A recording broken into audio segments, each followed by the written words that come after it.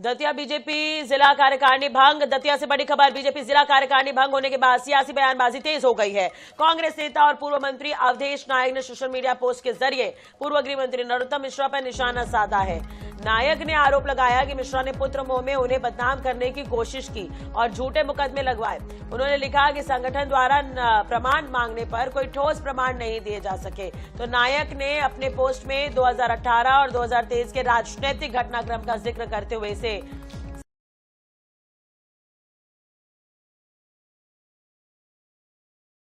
साथ रहकर घात करने वालों के लिए सबक बताया। हालांकि बीजेपी की ओर से इस बयान पर अभी कोई आधिकारिक प्रतिक्रिया सामने नहीं आई है।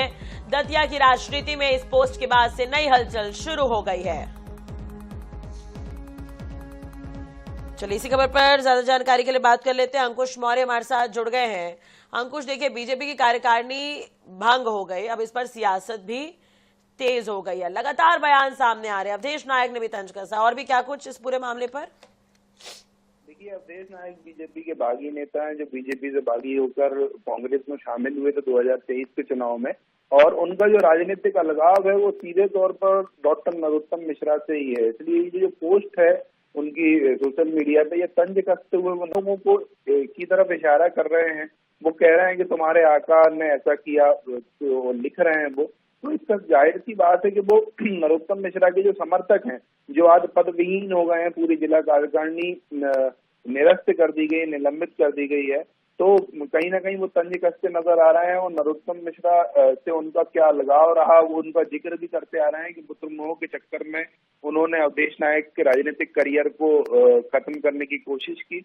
अब जब जिला कार्यकारिणी भंग हुई है तो इस तरह के बयान और भी देखने को मिलेंगे। कांग्रेस भी यहाँ चुटकी लेते नजर आ रही है और अवधेश नायक अब कांग्रेस में ही है, तो तंज और चुटकी तो विपक्ष लेगा ही, लेकिन अब बीजेपी के लिए विचार करने की बात है कि इतना कुछ करने के बाद अगर दतिया हारे हैं तो उस पर विचार मंथन जारी है और कार्रवाई भी चल रही है।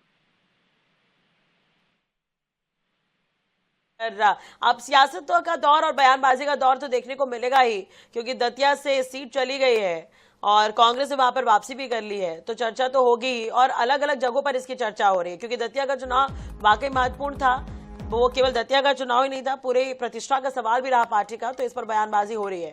जो बागी रहे हैं पार्टी से वो भी अब बयानबाजी कर रहे हैं। तो अवधेश ने यहाँ पर खरी खरी सुनाई है वाकई।